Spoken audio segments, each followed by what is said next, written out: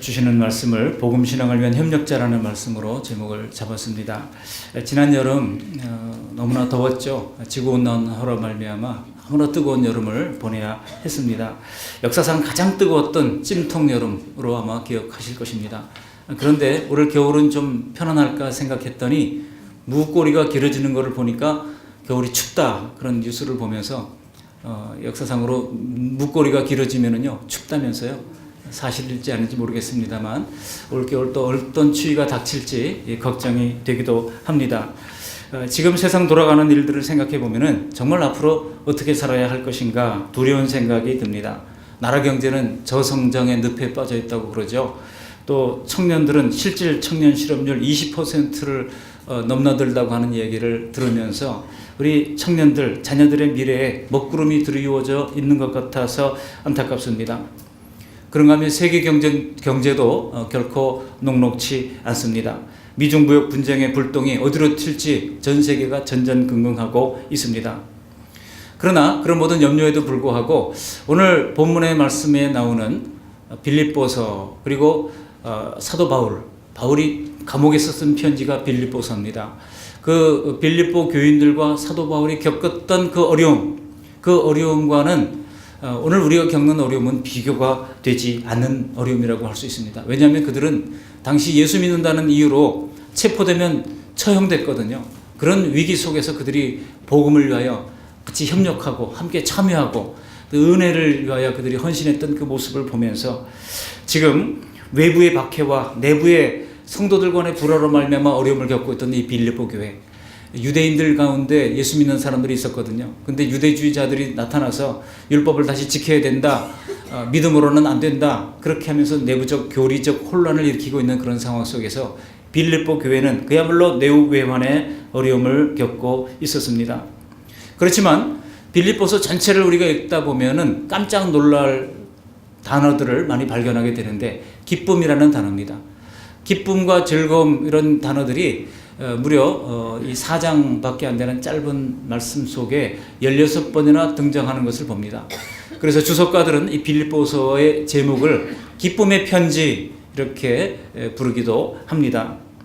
여러분, 어떻게 이렇게 근심에 둘러싸인 환경 속에서 그토록 하나님을 기뻐하며 또 서로를 기뻐할 수가 있을까요? 정말 신기하기 짝이 없습니다. 신기반기하고요. 그야말로 부럽기가 짝이 없습니다. 바울과 이 빌립보 교회의 관계. 여러분, 근데 부러우면 어떻다고요? 지는 거라잖아요. 그러면 어떻게 되겠습니까? 우리도 그렇게 되면 되지 않을까요? 우리 교회가 또 하나님의 교회가 또 성도 간의 관계가 또 성도와의 목회자의 관계가 그렇게 서로 기뻐하고 기도해주고 격려해주는 그런 관계가 되면 어떻겠습니까? 바울이 근심에 둘러싸인 환경 속에서도 혹시 바울이 그냥 겉으로만 내가 의인인 척 하면서 그렇게 신앙의 내공을 과시하면서 기쁜 척 하고 있는 것은 아닐까 생각을 해보기도 합니다. 그러나 여러분, 바울의 성격상 그것은 불가능합니다. 근심은 다른 감정보다도 훨씬 더 강력해서 우리가 억지로 기쁨을 가장할 수는 없는 노릇입니다. 영국 속담에 한 조각 구름이 밝은 태양을 다 가릴 수 있다, 그런 속담이 있습니다. 여러분, 태양이 얼마나 큽니까? 수많은 행성과 항성들을 다 비추는 태양이 그저 지구가 있는 이 작은 지구에 있는 구름 한 조각 때문에 태양빛을 못 보는 경우들이 많다고 하는 것입니다. 한 가지 근심이 10가지 기쁨을 다 덮어버리는 경우들이 얼마나 많은지 모릅니다. 오늘 바울 사도의 기쁨은 절대 위장된 기쁨이 아닙니다. 제가 퀴즈를 하나 내려고 합니다. 여러분 1번 혹은 2번에 한번 답변을 해보시기 바랍니다. 1번, 모든 것이 있어도 전혀 기쁘지 않은 삶. 2번, 많이 부족해도 항상 기쁨 있는 삶. 2번. 예, 아멘. 근데 어떤 곳에서 제가 이거를 얘기를 했더니 3번 그러더라고요. 3번이 뭐냐 그랬더니 모든 것이 있고 항상 기쁜 삶. 그렇게 살면 얼마나 참 좋겠습니까? 여러분, 둘 다 있으면 금상첨화겠지만 우리는 늘 부족한 중에 살아가다 보니까 정말 이 환경에 구애받지 않는 그런 기쁨이 정말로 필요한 것입니다. 그래서 오늘은 이 빌립보서에서 나오는 그 넘치는 기쁨의 비밀을 살펴보면서 우리도 매일 기쁨으로 충만한 삶을 살게 되시기를 주님의 이름으로 축복합니다. 바울 사도가 이 빌립보 교회가 고난 중에서도 그리스도의 평강과 기쁨으로 충만할 수 있었던 이유가 무엇인지를 오늘 본문을 통해서 살펴보려고 하는데요. 그 이유가 뭐냐? 바울이 진단하는 것은 그들이 복음에 참여하고 있었기 때문이라는 것입니다. 여기 3절부터 5절까지 보시면 바울이 기뻐하고 감사하는 이유가 나오는데 아주 분명하게 기록되어 있기를, 특별히 5절에 보면 그들이 복음에 참여하고 있다는 거예요. 우리 5절 말씀을, 빌립보서 1장 5절 말씀 함께 읽어보시겠습니다. 너희가 첫날부터 이제까지 복음을 위한 일에 참여하고 있기 때문이라. 그러니까 바울이 빌립보 교회를 생각할 때마다 감사가 터져나오고 기쁨이 터져나오는 것은 바로 그들이 복음을 위한 일에 참여하고 있기 때문이라는 것입니다. 성도들은 복음을 위한 일에 참여할 때 기쁨을 누릴 수 있습니다. 먼저 복음을 위하여 그들이 헌신하고 시간을 드리고 물질을 드리고 정성을 드릴 때 거기에는요, 세상이 알 수 없는 기쁨이 있다라고 하는 것입니다. 그러한 성숙한 신앙을 인하여 바울은 감옥에 있으면서도 너무나 감사해서 너희를 생각하면 참 기쁘다, 감사하다, 그런 감사가 계속해서 터져나오고 있었다는 것입니다. 그 복음에 참여한 일을 바울은 아래로 내려가면 6절 이하에 보시면 뭐라고 평가합니까? 하나님이 시작하신 착한 일이라고 평가합니다. 너희 가운데 착한 일을 시작하신 이, 그 착한 일을 시작하신 이가 누굽니까? 바로 하나님이라는 거예요. 하나님이 착한 일을 시작하셨어요. 사랑하는 성도 여러분, 우리가 복음을 위한 일에 참여하는 것은 하나님의 일이고 하나님이 시작하신 일이라고 하는 것입니다. 대부분 사람들이 신앙생활을 할 때, 처음에 신앙생활을 할 때 어떻게 신앙생활을 합니까? 무슨 특별 집회가 있는데 한번 가보자, 뭘 준다는데 한번 가보자, 그리고 뭐 사탕 붙여가지고 전도지 붙여서 전도하고, 물티슈 나눠주고, 또 뭐 곽티슈 나눠주고, 또 아파트 문고리마다 뭘 걸어놓고, 그러면 사람들이 뭐 콩나물이든지 뭘든지 걸어놓으면은 그 교회 가면 뭔가 수지 맞는가 보다 하고 오는 경우들이 있죠. 그리고 어르신들은 또 음식 남은 거 싸가는 재미가 쏠쏠하지 않습니까? 또 우리 음식 만드신 분들이 좀 풍성하게 해서 어르신들에게 싸드리는 거, 그 기쁨이 있어요, 없어요? 떡 가지고 가는 기쁨이 있어요, 없어요? 있더라고요. 저도 떡 싸주면 좋더라고요. 우리 성도님이 떡 싸주면 그걸 가지고 가서 그 다음날 월요일 아침까지 그걸 먹어요. 그러면서 아침 안 해도 좋고 얼마나 간단합니까? 그 떡 싸주는 재미, 그런 것들이 있는 거죠. 그런데 그렇게 교회에 발을 붙이고 예배에 참여하면서 하나님 말씀을 한 번 듣고 두 번 듣고 하다 보면 어느 순간 하나님의 말씀에 성령께서 감동하시면은요, 야, 이 인생을 살아가는 것이 바로 이것이구나. 인생은 나그네와 같은데 영원한 하나님 나라가 과연 있구나 하는 것을 우리가 깨닫게 되면서부터 우리는 조금씩 변화되다가 어느 날 예수 그리스도를 개인의 구주와 주님으로 영접하게 되는 것입니다. 예수 그리스도의 복음이 전파되고 성도들이 복음을 위한 일에 참여하는 것은 그 이후의 일이에요. 그런데 놀라운 것은 이 빌립보 교회의 특징은 처음부터 복음을 위한 일에 참여했다는 겁니다. 처음에 그들이 무슨 혜택을 받아서 교회에 나온 게 아니에요. 무슨 이익을 보려고 교회에 나왔던 것이 아닙니다. 양구중앙교회 어떤 성도님 중에 고깃간을 하는 분이 계셨어요. 그래서 이제 교회에서 음식을 준비할 때 항상 그 집에서 돼지고기, 소고기 이런 것들을 갖다가 썼습니다. 그런데 세 가족이 나왔는데 또 고깃간을 하는 세 가족이 나온 거예요. 그러니 성도님들이 저 세 가족이니까 세 가족들을 좀 도와주자 해서 한 번은 이 집에서 사고 한 번은 저 집에서 산 거예요. 그런데 그러다 보니까 매번 고기를 공급하던 이분이 시험에 들었어요. 그래서 교회에 안 나오기 시작합니다. 여러분 어쩝니까? 어떻게 해야 될까요? 여러분, 많은 사람들이, 적지 않은 사람들이 교회에서 뭔가 혜택을 보려고 신앙생활하는 경우가 많습니다. 그러다가 어느 순간 복음이 들어가면 그런 거 없어도 예수님으로 말미암아 기쁘고 예수님으로 말미암아 감사가 터져나오게 되는 것입니다. 바울 사도는요, 처음에 예수 믿는 사람들을 핍박하던 사람 아니었습니까? 그러다가 예수님을 다메섹 도상에서 만난 이후로 그의 생애 전체가 뒤바뀌게 됩니다. 내가 예수 믿는 것, 바로 그것은 예수 믿는 것 때문에 떨어지는 어떤 것 때문이 아니라, something 때문이 아니라 예수님 그분 자신으로 말미암아 내가 달라지는 것을 경험하게 된 거예요. something이 아니라 someone, 그 예수님으로 말미암아 변화되어지는 것을 그가 체험하게 된 것입니다. 여러분, 사실 사도 바울은요, 공부를 많이 한 사람입니다. 오늘날로 말하면 웬만한 대학교에 석좌 교수 자리쯤 꿰차고 있었을 사람입니다. 오늘날로 말하면 아마 박사 학위가 여러 개쯤 있었을 사람이라고 할 수 있습니다. 유대교 신앙 안에서 존경을 받으면서 평생 아무런 걱정 없이 살 수 있는 사람이었습니다. 태생적으로 또 그 부자였어요. 부잣집에 태어난 아들이었습니다. 그러니 뭐 걱정할 일이 뭐가 있었겠습니까?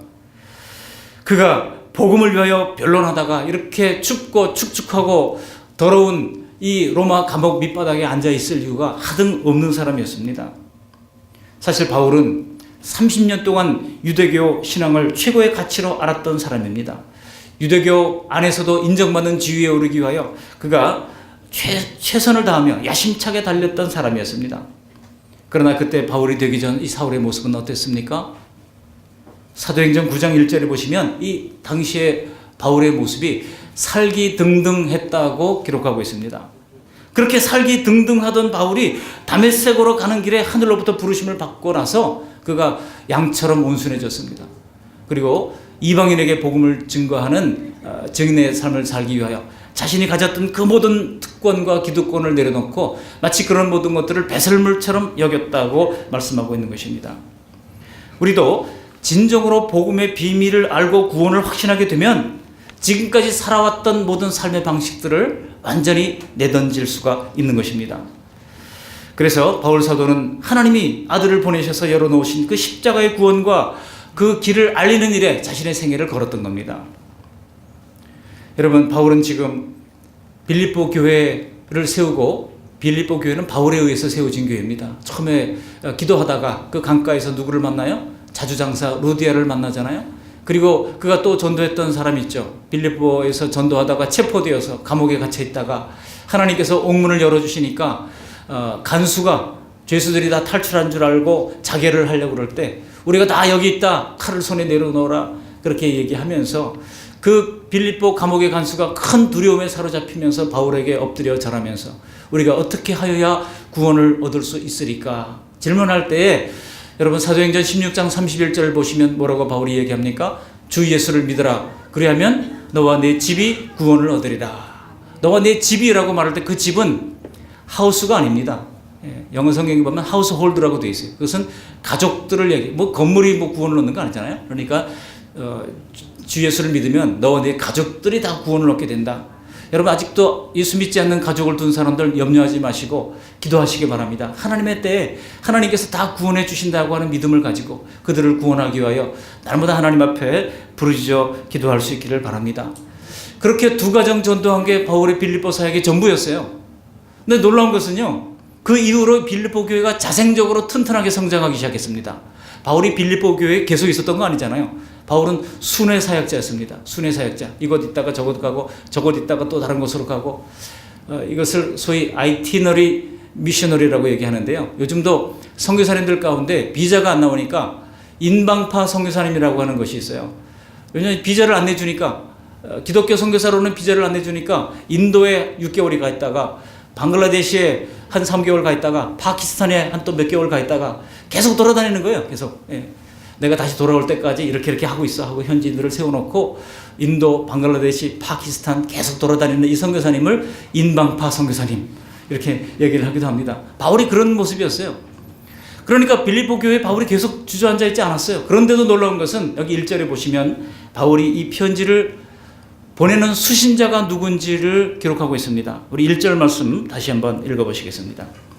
그리스도 예수의 종 바울과 디모데는 그리스도 예수 안에서 빌립보에 있는 모든 성도와 또한 감독들과 집사들에게 편지하노니. 깜짝 놀랄 만한 일이 일어난 거예요. 바울은 떠나 있었지만 빌립보 교회가 얼마나 자생적으로 성장했는지 숫자도 많아지고 그 가운데 감독들까지 있을 정도로 성장했다는 거예요. 오늘날로 말하면 장로를 세울 수 있는 조직교회가 됐다는 얘기입니다. 바울은 잠시 두 가정 전도한 것밖에 없는데 그들이 처음부터 이 복음의 일을 깨닫고 예수 그리스도를 진심으로 영접하고 나니까 놀라운 변화가 일어나서 많은 사람들이 예수 믿고 변화받고 그 빌립보 교회에 모이기 시작해서 단단한 그런 교회로 성숙하며 성장하게 되었다는 것입니다. 여러분, 바울이 빌립보 교회를 위해서 감사한 게 한두 가지가 아닙니다. 특별히 여기 7절 하반절에 보시면 나의 매임과 복음을 변명함과 확정함에 너희가 다 나와 함께 은혜에 참여한 자가 됨이라. 그들이 복음에 참여한 것은 다름 아닌 은혜에 참여한 것이라고 하는 것입니다. 바울의 고난에 함께한 빌립보 교인들은 실은 은혜에 참여한 사람들입니다. 그렇습니다. 복음을 위한 일에 참여하는 것이 바로 은혜에 참여하는 것인 줄 믿습니다. 사랑하는 빌립보 성도들이 함께 복음에 참여하는 그런 일들을 하는 것을 볼 때 바울은 큰 기쁨이 있었다는 것입니다. 왜 우리 신앙생활에 여러분 생기가 없을까요? 왜 우리 신앙생활에 기쁨이 없습니까? 오늘 빌립보서 말씀에 따르면 우리가 은혜에 참여하지 않기 때문에 그렇습니다. 우리가 복음에 참여하지 않기 때문에 그렇습니다. 그렇다면 우리는 어떻게 은혜에 참여하고 어떻게 복음에 참여할 수가 있겠습니까? 이런 주제를 가지고 세 가지 말씀으로 말씀을 정리하고자 합니다. 첫 번째로 우리는 처음부터 온전한 이 복음을 만나야 한다는 것입니다. 그저 교인이 되는 것이 중요한 게 아니에요. 교회에 출석해서 앉아있는 것이 중요한 게 아니에요. 예수님을 만나야 합니다. 예수님을 인격적으로 구주와 주님으로 만나야 하는 것입니다. 빌립보 교회는 바울의 두 번째 전도 여행 중에 세워진 교회입니다. 루디아와 그의 가족들 그리고 빌립보 감옥의 간수들 그들이 예수 믿었는데 놀라운 것은 그들로 말미암아 그 가운데 복음의 역사가 일어나서 수많은 사람들이 빌립보 교회에 모여들었고 그 핍박 속에서도 그들은 예배하기를 주저하지 않았다고 하는 것입니다. 처음부터 그렇게 복음의 실체를 알게 된 진실한 교인들이 모이니까 숫자는 작았지만 단단하고 강한 교회가 됐던 거예요. 제가 이 칠전동 일대를 다니면서 보니까 참 이 일대가 참 좋더라고요. 그래서 제가 스스로 이건 뭐 미국의 비벌리 힐즈와 비슷하다. 미국에 이런 비벌리 힐즈 가보신 분 아시죠? 약간 다른 게 있는데 도로가 너무 좁다는 거예요. 차들이 좀 그것만 있으면 참 좋은데 남은 건물 땅이 있으면 전부 다 시에서 좀 매입해가지고 주차장으로 좀 만들었으면 좋겠어요. 아니면 주차 타워를 좀 만들어가지고 좀 거리가 좀 약간 좀 다니기가 좋으면 좋을 것 같아요. 전선도 다 땅으로 매설되어 있죠. 집들도 예쁘죠. 여기가 굉장히 아주 명품 지역이라는 생각이 듭니다. 여러분 외향만 명품이면 뭐합니까? 예수님 만나야 진짜 명품이 되는 거지. 우리 그 말씀 양문교회가 정말 신앙도 명품 신앙으로 거듭날 수 있기를 주님의 이름으로 축복합니다. 처음부터 그들이 예수님을 만나면 명품이 되는 거예요. 그래서 빌립보 교회가 고난 중에도 기쁨 있는 그런 명품 교회로 세워지게 됐던 것입니다. 여러분 우리가 하나님이 기뻐하시는 복음을 위한 일에 참여하는 것은 우리가 믿음이 바로 세워지는 일입니다. 그냥 교회 나와서 숨어있는 교인이 되는 것이 아니라 주님 앞에 온전히 예수님을 인격적으로 만나서 정말 우리가 외국의 신학교에 이제 어플라이를 하려고 그러면은요 그 사람의 개인 그 신앙 고백서를 쓰잖아요. 그런데 그 신앙 고백서를 받아보면서 이제 이분들이 입학 허가를 내줄 때 꼭 보는 것이 있습니다. 과연 이분이 예수님을 진정으로 만났느냐. 근데 그 가운데 예수님을 당신이 어떻게 생각하느냐는 질문이 나와요. 거기에 뭐라고 써야 되냐면은 예수님을 나의 personal Lord and Savior, 나의 개인적인 구주와 주님으로 영접했다는 표현이 꼭 들어가야 합격 허가를 받을 수 있습니다. 그거 없으면요, 이건 가짜 신자구나, 나이롱 신자구나 하고 받아들이지를 않아요. 여러분, 나이롱 신자들이 신학교 가면은 한국 교회가 어떻게 되겠습니까? 그건 교회도 불행이고 성도들도 불행이고 본인에게도 불행한 겁니다. 그러니까 반드시 예수님을 인격적으로 영접하는 그런 일들이 있어야 하는 것이죠. 정말 내가 하나님을 위하여 작은 부분이라도 희생하고 헌신해서 주님이 원하시는 대로 교회가 세워진다면, 그래서 죄인들이 우리 교회를 통하여 구원을 받게 된다면 그거야말로 다니엘서 12장 3절이 말하는 것처럼 하늘에서 영영이 빛나는 멸류관 아니겠습니까? 우리가 주님의 교회를 힘써 세우면 하나님은 우리의 집을 대신해서 하나님이 세워주십니다. 우리의 자녀를 하나님께서 대신하여 양육시켜 주십니다. 우리에게 믿음도 부족하고 재물도 부족하고 재능도 부족하다고 걱정할 필요가 없습니다. 다만 하나님 나라를 위하여 기꺼이 짐을 지고자 하는 마음이 있을 때 하나님은 짐질 만한 능력도 허락해 주시는 것입니다. 거기에 필요한 것도 반드시 채워 주시는 줄 믿습니다. 빌립보 교회는 이처럼 즉시 참여했다는 것입니다. 처음부터 예수님을 만났다는 겁니다. 두 번째로 그들이 어떻게 복음에 참여했습니까? 두 번째로 그들은 제물로 참여했습니다. 여기 고린도후서 8장 2절에 보시면요, 바울이 이 빌립보 교회의 형편을 이렇게 소개하고 있습니다. 제가 읽어드립니다. 고린도후서 8장 2절. 형제들아, 하나님께서 마게도냐 교회들에게 주신 은혜를 우리가 너희에게 알리노니 환난의 많은 시련 가운데서 그들이 넘치는 기쁨과 극심한 가난이 그들의 풍성한 연보를 넘치도록 하게 하였느니라. 이 마게도냐 교회, 이 마게도냐 지역의 첫 번째 성이 빌립보 성입니다. 두 번째 성이 데살로니가 성입니다. 근데 그 마게도냐 지역에 있는 교회, 그러니까 성경에서 마게도냐 교회 그러면 무조건 빌립보 교회거나 데살로니가 교회구나 생각하시면 돼요. 근데 그 교회들이 어떤 형편이 있었는가 하면은 넘치는 기쁨과 극심한 가난, 보세요. 환란에 많은 시련이 있었다는 겁니다. 중요한 것은 환란의 시련 가운데서도 넘치는 기쁨이 있었다는 거예요. 잡히면 죽는 겁니다. 잡히면 사자밥돼요. 그럼에도 불구하고 그들이 넘치는 기쁨을 잃지 않았어요. 또 그들의 또 하나의 특징은 극심한 가난이 있었다는 것입니다. 그런 놀라운 것은 그 극심한 가난 가운데서도 예루살렘 교회를 위하여 풍성한 연보를 했다는 것입니다. 지금 흉년이 들어서 먹을 것이 떨어졌다는 예루살렘 교회의 소식을 듣고 자기도 가난하지만 그들이 풍성한 연보를 털어서 예루살렘 교회를 나눠줄 수 있는 그런 여유와 마음이 있었다는 것입니다. 사도 바울은 그것을 칭찬하고 있는 것입니다. 뿐만 아니라 빌립보서 4장 14절로 내려가 보시면 이렇게 이야기하고 있거든요. 너희가 내 괴로움에 함께 참여하였으니 잘하였도다. 바울의 괴로움이 뭡니까? 지금 감옥에 갇혀 있는 거예요. 그 감옥에 갇혀 있는 괴로움에 함께 참여했다는 것입니다. 무슨 뜻입니까? 제가 춘천교도소에 예배를 인도하러 갔던 적이 있어요. 그런데 예배를 인도를 떡 사가지고 왔거든요. 떡을 이제 해가지고 갔는데 그 뭐 적는 것이 많습니다. 뭘 가지고 왔느냐, 떡, 영치금은 또 얼마를 가져왔느냐. 영치금이 뭔지 아세요? 이제 제수자들한테 이제 용돈을 주는 겁니다. 뭐 제수자들이 거기서 나라에서 주는 밥 먹고 거기서 살면 되지 무슨 돈이 필요하겠는가? 궁금하시면 가보시면 압니다.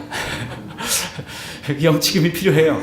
그래서 이제 영치금 얼마를 가져왔는데 다 적고 이렇게 해서 이제 갑니다. 그런데 참 안에 들어가는데요. 제일 기분 나쁜 게 뭐냐면 이 삐거덕 철컥하고 닫히는 이 철 창문 닫히는 소리가 얼마나 기분이 안 좋은지 몰라요. 근데 이제 제가 들어가는데도 열고 뒤에 닫고 앞에 열고 또 그다음에 또 들어가면 또 뒤에 삐거덕 철컥 닫고 앞에 또 들어가고 이런 식으로 들어가요. 그럼 이제 예배실에 들어가면 이제 제소자들이 예배하러 모여 있어요. 여러분 그 감옥에 있는 거는요. 뭐 요즘 감옥도 점점 좋아지잖아요. 그렇지만 그 좋아지는 환경이 좋은 게 아니고 그 감옥에 갇혀 있다는 것이 너무나 괴로운 거예요. 사도 바울이 얼마나 힘들었겠습니까? 그런데 놀라운 것은 이 빌립보 교회가 에바브로디도라는 사람을 보내서 영치금을 넣어준 거예요. 영치금만 넣어준 것이 아니라 바울과 함께 그의 모든 필요를 채워주면서 격려하며 위로를 해주신 것입니다. 바로 그것을 바울이 내 괴로움에 함께 참여했다. 참 빌립보 교회 너희들도 어려울 텐데 참 잘했다 칭찬하는 것입니다. 바울은 이미 사실은 무엇을 하든지 자족하는 것을 배웠던 사람 아닙니까? 일체의 비결을 배웠다고. 가난하나 부하나 또 뭐 좋은 환경에 있으나 나쁜 환경에 있으나 일체의 비결을 배웠다고 얘기했던 사람 아닙니까? 그런데 사랑하는 빌립보 교회가 이제 믿음이 자라서 이렇게 어려운 사람들을 위하여 헌신하며 희생하는 그런 모습을 볼 때 너무나 뛸 듯이 기뻤다라고 하는 것입니다. 바울은 그들의 처지를 너무나도 잘 알았어요. 그렇기 때문에 그들을 위하여 축복하는 겁니다. 뭐라고 축복합니까? 우리가 잘 암송하고 외우는 빌립보서 4장 19절 말씀을 우리 다 같이 함께 읽어보시겠습니다. 4장 19절입니다. 4장 19절 너의 하나님이 그리스도 예수 안에서 영광 가운데 그 풍성한 대로 너희 모든 쓸 것을 채우시리라. 우리가 이 4장 19절 말씀을 얼마나 좋아합니까? 너희 쓸 것을 채우시리라 그러니까 꼭 나한테 하나님이 채워주실 것을 기대하면서 이 말씀을 암송하잖아요. 우리가 좋아하는 이 말씀은 사실은 복음에 참여하기 위하여 자신의 가난한 주머니를 다 털어서 바울과 성도들을 섬겼던 이 빌립보 교회를 위해서 주신 축복의 말씀이에요. 하나님께서는 성도들의 수고를 천국에서만 보상하는 것이 아닙니다. 이 땅에서도 하나님께서 보상해 주십니다. 베드로에게 뭐라고 그랬어요? 이 땅에서 여러 배를 갖고 100배나 받는다고 말씀하지 않았습니까? 우리가 복음을 위하여 헌신한다고 결코 우리가 쇠잔해지지 않습니다. 찬송가 507장에 보면 저 북방 얼음산과 1절은 그렇게 가사가 나오는데 제가 은혜를 받는 구절이 2절 하반절에 보면 이런 구절이 나옵니다. 온 세상 모든 백성 참 구원 얻도록 온 몸과 재산 들여 이 복음 전하자. 온 몸과 재산 들여 이 복음 전하자.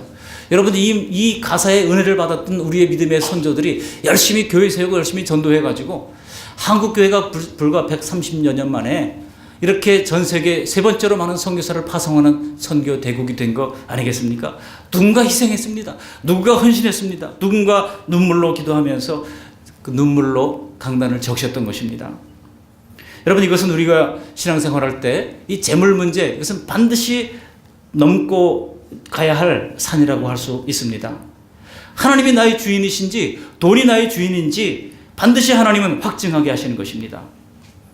그런데 우리가 복음을 위해 내가 아끼는 것들을 헌신했다고 하나님께서 우리를 내버려 두지 않으십니다. 하나님께서 그 사실을 보고 계십니다. 그래서 이 땅에서 갚아주시는 겁니다. 그것이 필요에 따라서 영적 성장과 기쁨을 주시기도 하고, 어떤 경우에는 또 우리 자녀들의 앞날과 미래를 열어주시기도 하고, 우리에게 없던 재능과 또 은혜를 풍성히 베풀어 주셔서 우리가 몸 봉사, 또 이제 물질 봉사, 또 목소리 봉사, 그리고 교사로서 봉사, 각양 봉사를 기쁨으로 감당할 수 있도록 하나님께서 힘주시고 능력 허락해 주시는 것입니다. 여러분, 우리가 살아가는 이 세상에서 재물이 전부라면 너무나 정말 허망한 거 아니겠습니까? 이 세상이 그게 전부라면 그것을 위해 살다가 주님 부르실 때 정말 주님 앞에 섰을 때 우리가 부끄러움밖에 남지 않을 것입니다. 사람이 아무리 부유해도 보람이 없으면 살맛이 나지 않는 것입니다. 그러므로 우리가 재물로 헌신하는 것을 여러분 결코 가벼이 여기지 마시기를 바랍니다. 기회는 무궁무진합니다. 얼마든지 주님을 위해서 섬길 수 있어요. 여러분, 혹시 섬기려고 싶은데 뭐를 섬길지 모르는 분이 있으면 저한테 문자로 주세요. 주보 앞 페이지에 나와 있습니다. 섬기고 싶은데 어떻게 섬길까요? 제가 잘 알려드릴게요. 머릿속에 지금 너무나 할 것이 많습니다. 여러분, 이 지역사회를 위해서 복음을 위하여 우리가 헌신해야 합니다. 또 교회를 위해서 우리가 함께 헌신해야 합니다. 우리 후배들, 우리 자녀들, 다음 세대를 위해서 우리가 헌신할 필요가 있습니다. 빌립보 교회는 극심한 가난 속에서도 제물로 참여를 했다는 것입니다. 세 번째로 빌립보 교회는 지도자를 위해서 사랑과 격려로 참여했다고 하는 것입니다. 그 복음이 위태위태한 그런 상황 속에서도 바울을 위하여 그들은 이제 선교 헌금을 보내고, 그리고 감옥에 있는 바울을 위하여 영치금을 보내고, 또 사람을 보내서 격려를 해 주었던 것입니다. 이 빌립보 교회만 그랬던 것이 아닌 것 같아요. 갈라디아서 4장 15절에 보시면 너희가 나를 위하여 눈이라도 빼어주었을 것이다, 바울이 고마워하는 장면이 기록되고 있습니다. 바울은 눈이 안 좋았어요. 저도 사실 눈이 별로 좋지 않습니다. 내일 모레 또 순천향병원에 한번 또 진찰을 받으러 가야 돼요. 그런데요, 바울이 눈도 좋지 않고 그래서 편지를 쓸 때도 자기가 못 썼어요. 글씨가 보이지를 않으니까 더디오라고 하는 이 대필자를 써서 편지를 써야 했습니다. 아주 중요한 것 외에는. 근데 갈라디아 교회는 지금 이단들이 들어왔다는 얘기를 듣고 바울이 큰 글씨로 이제 편지를 씁니다. 너무나 급하기 때문에. 그거 외에는 대부분 이 대필을 써서 편지를 쓸 정도였습니다. 그런데 아마도 갈라디아 교인들이 바울의 그 눈이 안 좋은 것을 알고 뭐 필요한 모든 것들을 잘 채워주려고 애를 썼던 것 같아요. 바울이 뭐라고 표현합니까? 눈이라도 나를 빼서 주었을 것이다 라고 칭찬하고 있는 것을 볼 수가 있습니다. 여러분, 사역자를 세워주고 성도들을 위로하는 모든 일이 다 복음을 위한 일에 참여하는 것입니다. 사역자의 길, 선교사의 길이 쉬울까요? 어려울까요? 어렵습니다. 결코 쉽지 않습니다. 그것이 쉬운 일이고 좋은 길이면 여러분 자녀들 다 사역자로 헌신시키시지 그렇지 못하잖아요. 자녀들이 헌신한다 그럴까봐 가슴이 덜컥 내려앉는다는 어떤 권사님의 얘기를 들으면서 이게 우리의 현실 아닙니까? 저도 사역을 해보니까 그래요. 저도 목사 되기 전에는요, 목사님들 많이 비판도 하고 그랬어요. 제가 목사 되고 나서 회개했어요. 이게 그게 아니구나. 여러분, 바늘방석에 앉는 것 같은 168시간을 일주일 내내 살아야 하는 것이 목사의 삶입니다. 어떤 목사님이요, 여러분 사역자라고 하면 적어도 한두 번쯤 위기를 만나게 마련인데 내가 정말 목회를 그만둬야 되겠다, 그렇게 위기의 순간이 다 한두 번쯤은 다 있어요. 저도 그런 때가 있었습니다. 근데 어떤 목사님이 그런 얘기 하시더라고요. 자기가 도저히 하나님 이제 목회를 더 이상 못하겠습니다. 그러니 하나님, 내가 이제 새벽에 나와가지고 기도하면서 이제 하나님 앞에 선전포고를 하는 겁니다. 이제 내가 그만두겠습니다. 내가 노회에 가서 이제 사역을 종료하겠다고 선언하겠습니다라고 얘기를 할 참이에요. 그리고 이제 그만두겠습니다라고 얘기를 하려고 그러는데 뭔가 냄새가 나요. 옆에서 시큼한 냄새가 나요. 그래서 옆에를 보니까 까만 비닐봉지에다가 누가 뭐라고 써놓고 갔어요. 뭐라고 썼는지 아십니까? 갓김치를 했는데 목사님 맛있게 드시고 힘내세요 하고 누가 써놓고, 누군지도 몰라요. 근데 그거를 보니까 이분이 갑자기 눈물이 확 나면서 회개하면서 하나님 잘못했습니다, 내가 열심히 하겠습니다라고 얘기를 했다는 거예요. 놀라운 것은 사역자가 위기에 있을 때 그 사역을 바로잡도록 도와주시는 것이 하늘의 음성이 아니라 그 시큼한 갓김치가 그랬다는 거예요. 여러분, 그런 경우들이 얼마나 많은지 모릅니다. 저도 사실 제가 말씀을 안 드려서 그렇지 어려울 때마다 저를 붙잡아줬던 여러 성도님들의 위로가 있었습니다. 그렇기 때문에 여기까지 올 수가 있었던 것입니다. 우리가 다 연약함과 죄성이 남아있는 사람들입니다. 그래서 하나님의 나라를 지키고 이루어가는 일에 서로의 도움이 필요한 겁니다. 서로 도와줄 필요가 있어요. 저도 목회를 하면서 마음이 지칠 때마다 여러 성도님들이 다양한 방법으로 저를 위로해 주시는 것을 인하여 감사를 드립니다. 지난 주간에도 우리 교회를 생각하면서 좀 상심한 마음이 있어서 기도하고 있는데 임대교회를 하는 어떤 목사님이, 여러분 요즘 임대교회가 굉장히 어렵잖아요. 근데 임대교회를 하는 어떤 목사님이 미자립교회입니다. 본인이 딸이 이제 복음성가 가수예요. 근데 그 가수가 새로운 곡을 취입했다고 녹음을 하는데 1,000만 원이 들어야 되는데 뭐 170만 원인가 얼마에 아주 싸게 누가 아는 사람을 통해서 거저했다고 그러면서 감사하다고 그거를 보내왔어요. 제가 이렇게 들어보니까 얼마나 은혜가 되고 위로가 되는지, 언제 기회가 되면 우리 교회 한번 불러야 될 것 같아요. 얼마나 위로가 되는지. 근데 이제 그분이 나중에 또 문자를 보냈더라고요. 목사님, 찬양 집회를 하려고 그러는데 찬양 집회할 돈이 없어가지고 유자청을 만들었어요. 유자청을 만들었는데 목사님 필요한 대로 가져가세요. 좀 도와주세요. 그러는 거예요. 얼마입니까? 하나에 12,000원씩인데 교회에서 가져간다면 10,000원씩 드릴게요. 그러는 거예요. 제가 유자청을 팔아야 될 것 같아요. 여러분, 그런 찬양 하나, 그런 것들이 우리에게 얼마나 큰 위로와 도전과 새 힘을 주는지 모릅니다. 하나님이 우리를 구원하실 때 세상에서 불러내셔서 주님의 몸이신 교회를 우리에게, 교회의 심장을 우리에게 이식시켜 주시는 것입니다. 예수님의 구원의 복음 안에서 교회로 부름받은 우리는 이렇게 다 서로 핏줄로 서로 엮여지고 주님의 몸이 되어 가는 중입니다. 부족하고 연약한 성도들이 서로 격려하고 그 부족함을 보충해 주는 것은 예수님을 위하는 길이고 결국 자신을 위한 길임을 믿습니다. 말씀을 정리합니다. 빌립보 교회가 어떻게 복음에 참여했습니까? 그들이 첫 번째로 어떻게 했다고요? 처음부터 예수님을 바로 만나서 처음부터 헌신하는 일에 참여했습니다. 두 번째로 제물로 참여했습니다. 세 번째로 사역자를 격려함으로 참여했습니다. 우리 그 말씀 교회와 우리 그 말씀 양문 교회가 하나 되어서 성도와 또 우리 사역자가 서로 격려하는 가운데 이런 아름다운 교회의 모델로 빚어져 나가기를 주님의 이름으로 축복합니다. 아멘. 고맙고 감사하신 하나님, 날마다 귀한 주님의 말씀을 우리에게 들려주심을 감사를 드립니다. 오늘 주신 말씀을 내게 주시는 말씀으로 믿고 하나님, 우리도 처음부터 예수님을 바로 만나 복음의 일에 참여할 수 있도록 도와주시고 제물로 참여하게 하시고 사랑과 격려로 참여하게 하셔서 세상이 뒤숭숭하지만 아무리 어려운 세상이라 할지라도 내겐 하나님이 계시다, 그 믿음을 가지고 우리 모두 믿음으로 승리하는 하나님의 백성들에게 하옵소서. 우리 기도하시고 특별히 뿐만 아니라 우리 한 주간의 모든 상황 가운데 하나님의 풍성한 은혜를 덧입혀 주시도록 기도하시기를 바랍니다.